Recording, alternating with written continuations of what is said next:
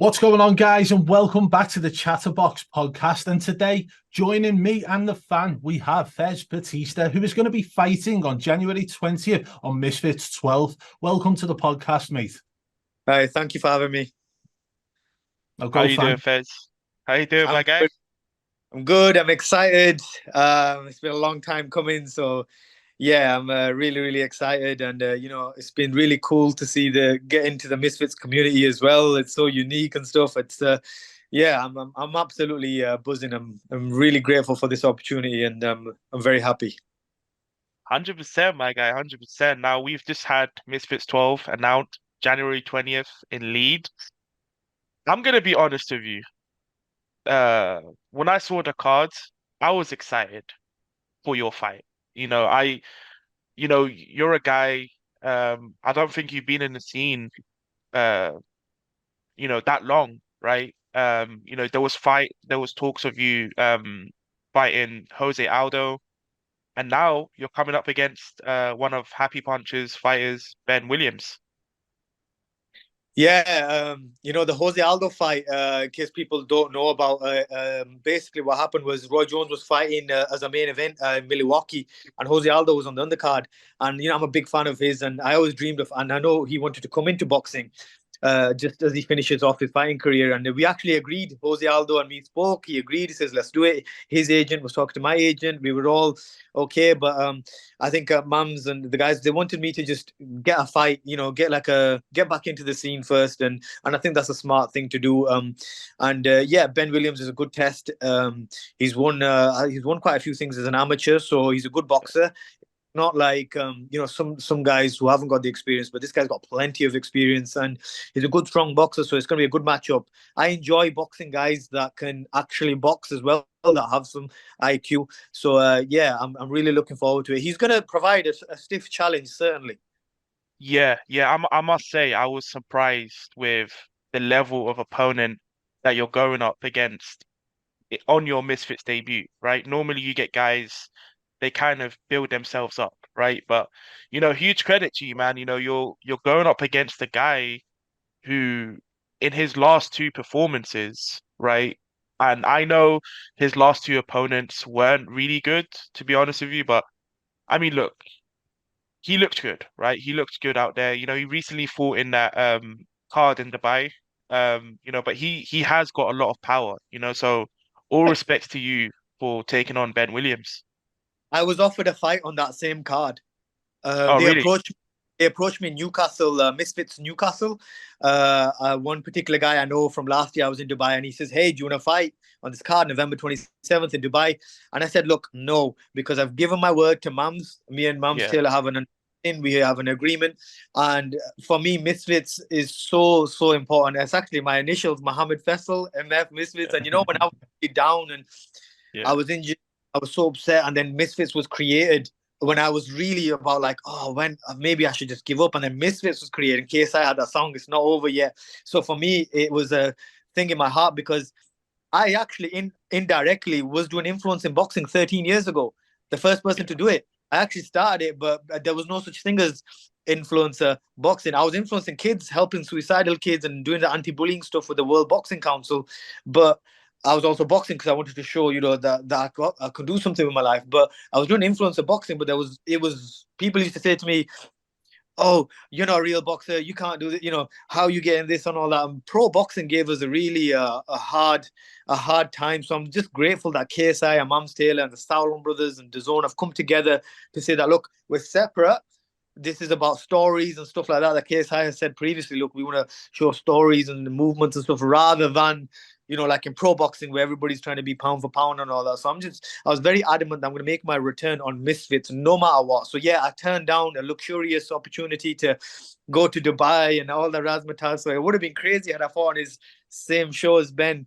But I'm just glad I've held out for Misfits, and I'm sure Mums and KSI and everybody will appreciate that as well.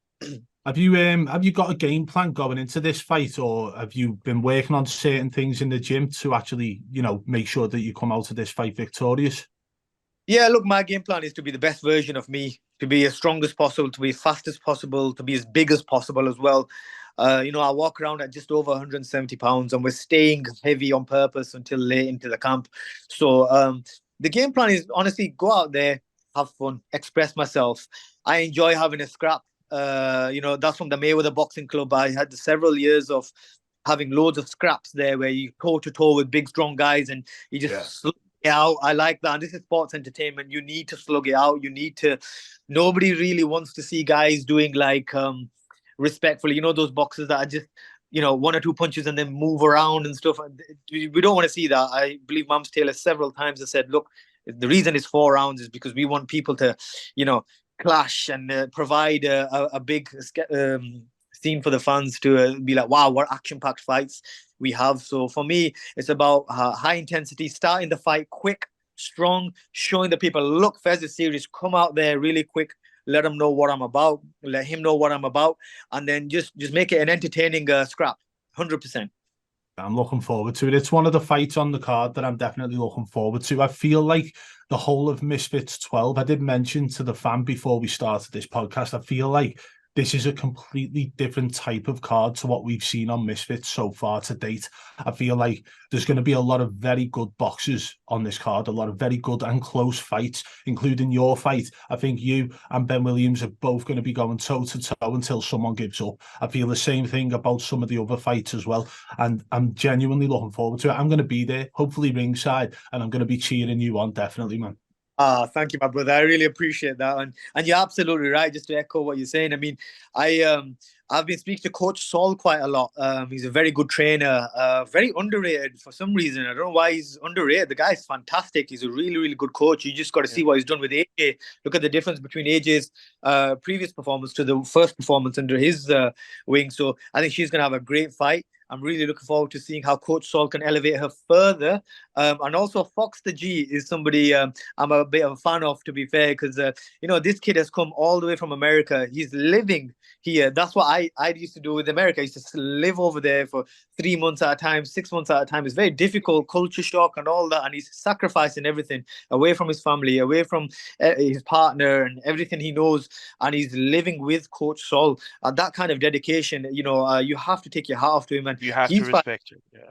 Right. It's so difficult. Different food, shops are different, currency is different. Your head is all. So I know because when I was, I believe, 2021 when I moved out to Las Vegas. So he's doing it at 18. So fair play to him. I'm really excited for his fight. He's got a tough fight versus small Spartan Jade, who's very strong. And he comes forward. He's all about slugging and entertainment. So it's going to be a big test for him and Coach Sol. And I'm very, very excited to see that fight in particular as well. I think Fox the G might come out of that the winner. He's had, 4 amateur fights and won 3. He's looking to, every fight he looks to have progressed from the last one. And obviously now he's training with Coach Sol, living with Coach Sol. And that level of commitment at such a young age, like that shows how committed he is to the sport. It shows how much he wants this. And I don't think small Spartan J, I don't think he's going to be able to handle the heat. I do think every fight's going to be explosive and entertaining from start to finish, though. I genuinely do. There's not one fight on the card that you think, oh, this is an easy win given to somebody. There's not one fight that you can see. I mean, you look at OJ Rose. I really like his style. And Ash Raksu's a friend of mine, probably the nicest guy you're going to see ever. Yeah. But he's a monster, too. He's a monster. You've seen him in his last fight. He was a pure versus Halal Ham. And so them two as well, all the fights, I can't say that there's one fight where I can say, oh, we already know who's winning that. We can't, because they all seem to be pretty much 50-50. I'd say maybe one fight that's got me thinking it might be one-sided, and it's the not Jake Paul fight. Logan Paul. Not Logan Paul. I feel like there was a video a while back of him getting knocked clean out and in the street fight, and I just think like he didn't really get hit that hard, but he got sparked clean out. So I don't know, man. I think that might be the only fight on the card.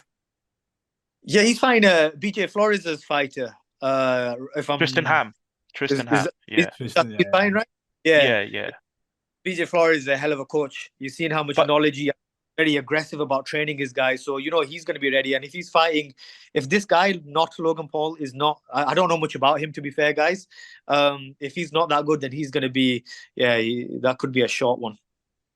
From what I've heard from Mams is he's had a few boxing fights, but But then again, you look at Tristan Ham, who has been training for months with the likes of BJ. And listen, as much as I don't like Jake Paul, like BJ is one hell of a coach, man. He's a great guy.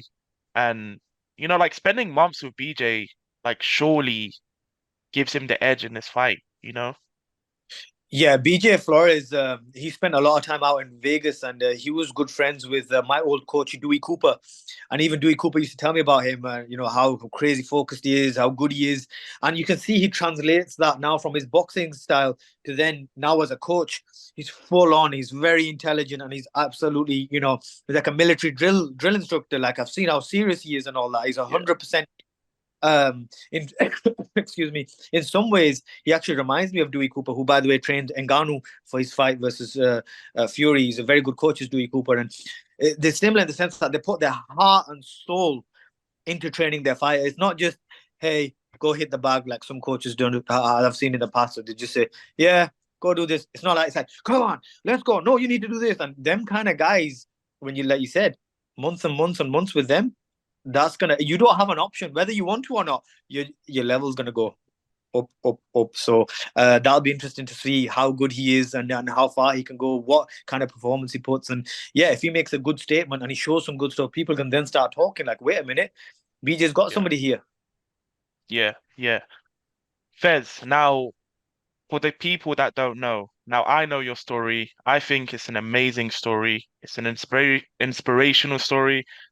What got you into boxing in the first place? um I used to do little bits and bobs here and there, but it was for me. Look, I was at university. I went to go be a football coach.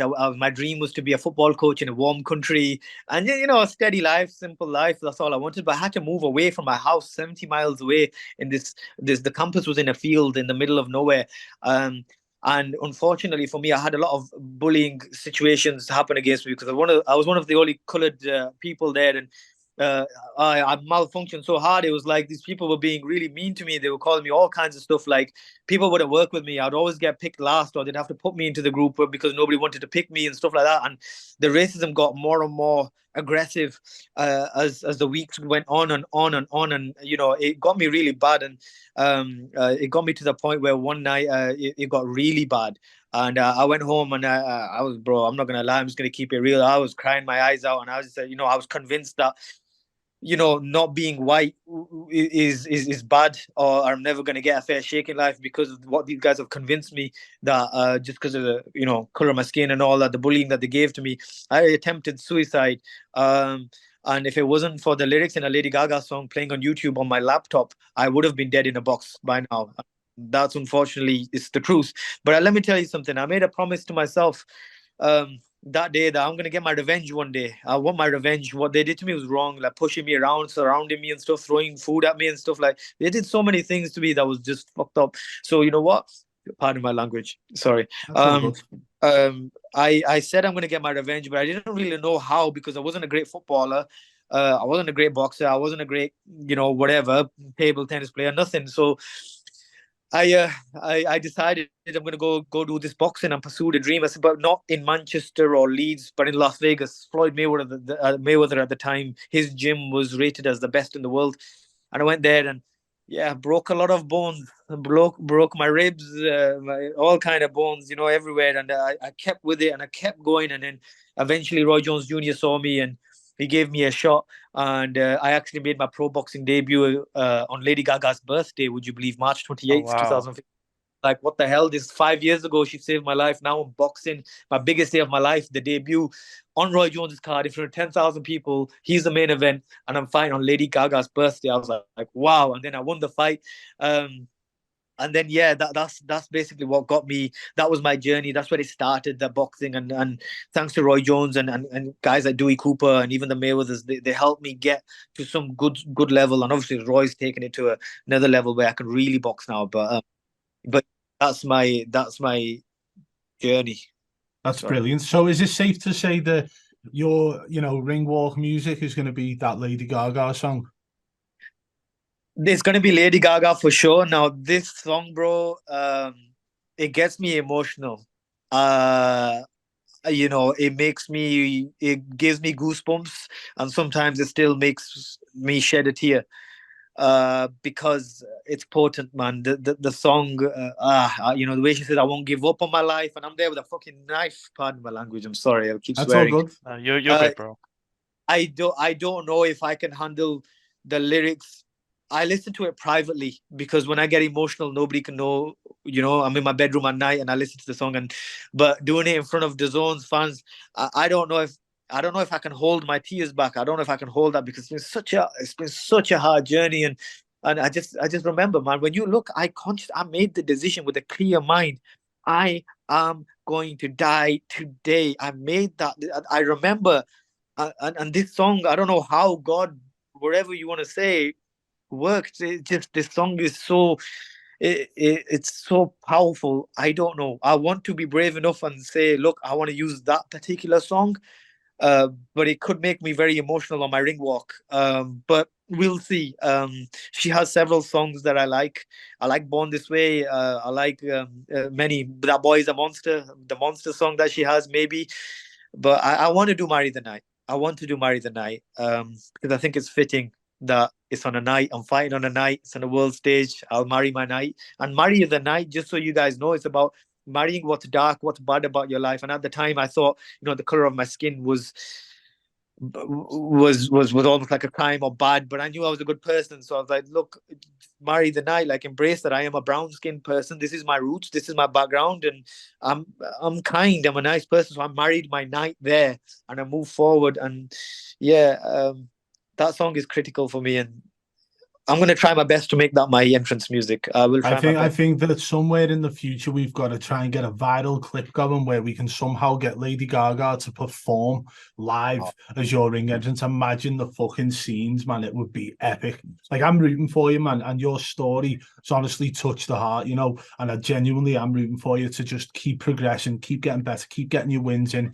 And I'm looking forward to seeing where this starting Misfits takes you. I really am.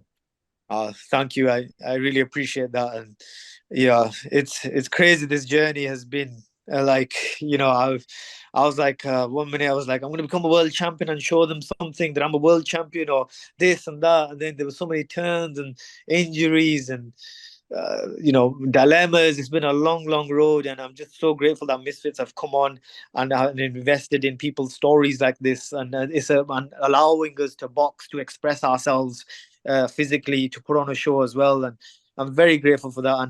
And I really appreciate your kind words. And one thing I can't promise you anything other than I will give 100% everything that I have, every ounce that I have, I will give.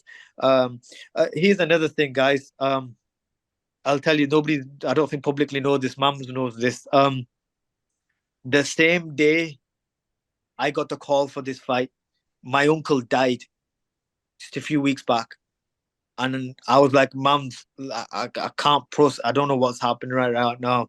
And, it took me a few days, but then I said yes because uh, it's something I've dreamed about a long time for getting my revenge. 13 years of having this dark cloud over my head.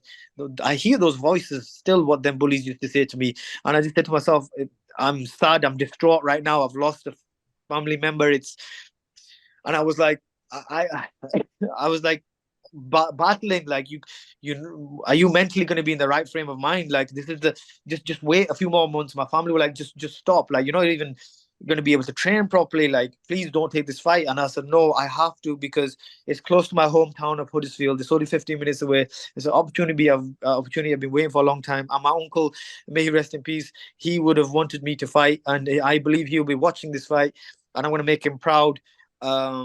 It's hard. I'm not gonna lie. It's hard to switch into boxing beast mode when you've lost an uncle, when things were not great with the relationship. You don't get to mend relationships when somebody's gone. And there's things in my head where it's like, I should have said certain things. I should have made up certain things. There were certain things that were not right in the family dynamic. So yeah, it's yeah, mentally you think, maybe it's not the right time, but I believe it is, because I'm going to be strong. I'm going to show him that this is for him as well. I'm going to dedicate the fight for him, and I hope he can see this watching down from me above. I'm going to be all right. I'm going to do a good performance, and I don't want this opportunity to go so close to my hometown. I don't know when they're going to come to Leeds again. They're on about Brazil, Australia, all these places. Will they come this close to my hometown again? I don't know. Maybe not. So I have to take the fight, and Definitely. yeah. I mean, I've said it, Fez, on Twitter, and I'll say it again. Most of these influencers, whether it's OnlyFans creators, YouTubers, TikTokers, you know, you look at them, and I don't think many of them really have a message. Whereas with you, I would actually say you're a real influencer. You talk about this anti-bullying message that you're spreading, right? Now, millions around the world are going to be watching the zone, and that can resonate with them, you know? So again, man, I'm not dick riding, bro. I'm sorry, bro. I'm not dick riding. I'm not meat riding. Uh, bad way. But it's just your story, it touches close, like it feels close to a lot of people, and that's what a real influencer is for me, You're going to influence thousands of kids to just go out there and do whatever they want, man, because yeah, like honestly, man, like hats off to you and using your platform for a great message. Thank you. I really appreciate that, and I think you are right, because as an influencer boxer, you want to have influence, hopefully a positive one, on people. And if people can look at this and think, yeah, look, Fez isn't. I'm not an Olympic medalist or anything like this, but I worked hard, and I studied the craft of boxing, and now I can express myself on a global stage, and change lives. I've actually saved lives through this journey that I've had, and I've been doing these anti-bullying stuff and inspirational talks in schools for over 10 years with the WBC, and it's very close to my heart, because a lot of people, sometimes you can pretend to be something, but the truth always comes out. The truth always comes out, and it's been over 10 years now, and the truth is, I want to make a change. I don't want kids to go through what I went through, to feel isolated, to feel like they have to hurt themselves or harm themselves. I don't want anyone to feel like that. So my message is always going to be, talk. If you've got feelings, if people have made you sad, talk. Like, look at my message. I turned it around, and I'm just trying to get my revenge in a positive way rather than a negative way. I'm not doing anything bad to someone. I want to do something good, like show something that I've made it at such a good level, right? So it's very important to, when you're on this platform, I believe, if you do have a message that's authentic, not some people making up stuff. No, it has to be authentic from the heart. Like, you should use the DAZN platform, the Misfits platform, and the KSI has given us that, and the Sauron brothers and mums are giving us this platform, and I'm incredibly grateful, because for me, when it's all said and done, I don't necessarily want to be remembered as the guy as the pound for pound, the greatest Misfits boxer. Of course, I would like to, but no, it's the most important thing for me is that guy made impact. When I started this influencer journey, it wasn't about likes or followers. It was about impact, about going into these schools, putting the Fez Batista Kindness Award, a big trophy for the kindest kid every Friday gets given to these kids around these schools that I've been to.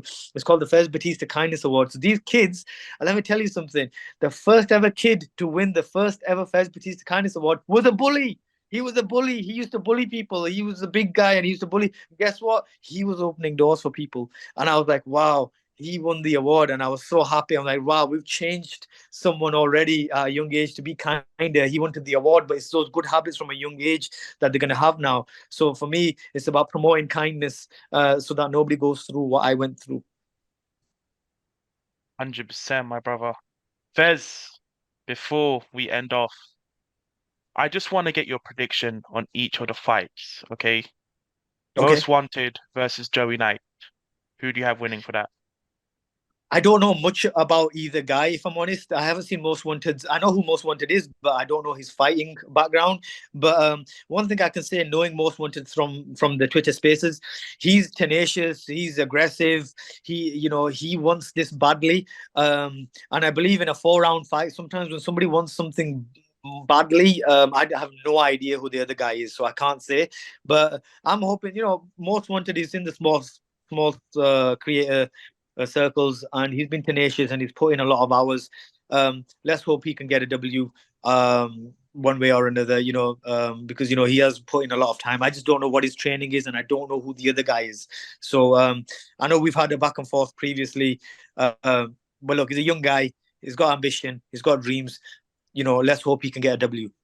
How about yourself versus Ben Williams? How do you see that going? Respectfully to Ben, he's a good boxer. It's certainly not going to be an easy fight at all. But I believe my experience is going to show my aggression, and the years and years of training under Roy Jones and all that is going to really come through. I believe I get the W in a close fight, but it's not going to be completely one-sided. He does have skills, and we have to respect his speed, power, and stuff. But I believe I have plenty in the tank to win that fight. What about the heavyweight fight? Who have you got? Miles Raksu versus DTG. I met DTG. Nice guy, nice guy. I don't know much about Miles's boxing or what his experience is. I really can't say. I'm just gonna say draw, just because I don't know their styles. Yeah. I watch them properly to see, but yeah, that's gonna be a draw. Tristan Ham, Logan Paul. Not Logan Paul. Tristan Ham, just because he's got a great coach, and I know BJ Flores will not go in there underprepared. He's going to make sure his guy's ready for like pretty much world title type stuff. I know how he thinks, so he's going to win that fight. OJ Rose, Ashley Raksu. Oh gosh, this could be one of the fights of the night. I'm friends with Ash Raksu. That's my guy, and then he's quite cool. I've spoken to OJ Rose a few times. Really cool guy as well. Love his style. Comes for no messing. No, he's coming. You know what he's doing. Boom, boom, boom. He's going to throw a lot of bombs. But Ash Raksu showed a lot of dynamic qualities. He can fight on the back foot, the front foot. He can put your weight on you as well. Oh, it's going to be close. It's going to be close. I know you're not going to let me say draw, because you're going to yell at me if I say. No, you got to pick one. I know. So look, I gotta go with my gut instinct. I think Ash Raksu, just because he's got the confidence of his last fight, he elevated himself, and he's always in shape, and he's a bit of an underdog. I always have a soft spot for the underdog, what he's been through as well. I like him, and I think he's a bit of a monster. He's that smiling monster. Don't be fooled by his smile. Don't be smile. He's a savage. So, but OJ Rose is a monster as well. So it's not going to be like one touch knockout. OJ Rose is going to make him work, make him graft. But I think Ash will rise to the occasion. Small Spartan J or Fox the G. Here's another one where I get along with both guys. Small Spartan's a lovely guy. I love his training, all that stuff that he does. He's explosive. I saw his fight. I was ringside for his fight versus Puliarif. I was very impressed with these crazy bombs that he throws, unorthodox punches. He's going to be a tough fight. Fox the G, I've been speaking to him for a while. I'm a good friend of his. And his coach Saul, very experienced guy. I know him very well as well. So, again, very close fight. You're not going to let me say a draw. I don't want to pick a winner, but really, I think Fox the G is, for the dedication he's shown, coming all the way over here and living here. And I've seen some of the clips of his training, and he's got Coach Saul, who's very strict on him, very aggressive with his training. He's like a drill sergeant, is Coach Saul. He's not to be messed with. He's a very good trainer. I think that team right there, I think they've got a lot of potential going forward. They want to make a statement, and they're naturally the bigger, stronger guy. So I think that with the experience and all that stuff, I believe he'll win a close fight, but Jay's going to make him work. Jay's a savage. You do not run over Jay. Jay's going to come in there throwing bombs. So Fox is going to have to be ready, but I believe Fox takes that. Now we go to the co-main event, the female middleweight title fight, the rematch that people have been wanting to see. Elbrook versus AJ Bunker. Fascinating fight, and I think it's rightfully co-main event. I believe it's for the title as well. This is going to be edge of your seats type stuff. Yeah, Elbrook is strong. She's very tenacious again. She's a bit of a savage, and she's willing to dig in deep. And here you have AJ, the Filipino fire over there. She scares the hell out of me. AJ, she's a savage. You see her last fight, like AJ can really fight, and she again trained by Coach Saul. So that's a big card that she has up her sleeve. Coach Saul's a world-class trainer, top trainer. So I think it's going to be a very, very difficult night. It's going to be very difficult to pick a winner, but I think AJ is going to have it because I was so impressed from her performance, her last fight to the one where she made her debut with Coach Sol. I was so impressed with AJ. I think that tenacity that she has that fire. I believe that Filipino fire with the technique and the hardcore, carefully game plan that Coach Sol puts. I think they're going to have enough, but it's going to be a very good fight. Again, possibly a fight of the night situation right Yeah, there. yeah. It's one of my favorite fights of the night. Main event, we got HS Tiki Toki, who Mams gave us a clue. We're gonna get him a pay-per-view draw versus Teo Richie. Who do you think's I got? I think HS will win that. I look at his physique. I look at some little clips that I've seen. He looks very confident. He looks a bit of a savage as well. Like he's not to be messed with. Big, strong lad. So for me, I say he takes that, and he every sign is pointing for him to make a big splash here. Like Mum said, Mums is very smart. Mums does his research, not just on the social media side, but obviously the training stuff. You would have seen more than we've seen, and for Mums to say, "Hey, this guy has the potential to be the pay-per-view star," that tells me, the guy's done his research. So I think he wins that fight, and possibly by a big statement. Could be a big knockout. 100%, my guy. Well, guys, there you have it. This concludes the podcast with Fez Batista. Again, guys, we're gonna leave the links. If you guys want to watch it live in Leeds, live on the Zone. Well, if you want to watch it in person, we're gonna leave the Fez's own personal link down in the description below. Please use his link, guys, to buy a ticket to the event if you're in and around Leeds. And yeah, Fez, it's been a pleasure having you on, my guy. Thank you Thank you, so bro. much, bro. Really, Take yeah, care. thank you. Thanks, man. Really appreciate your time, and I really appreciate you guys helping me promote that. We can't do it without you Yeah. guys. You both, guys have got some own platforms, and I'm very grateful that you guys have helping me like that. Thank you so much for that, guys.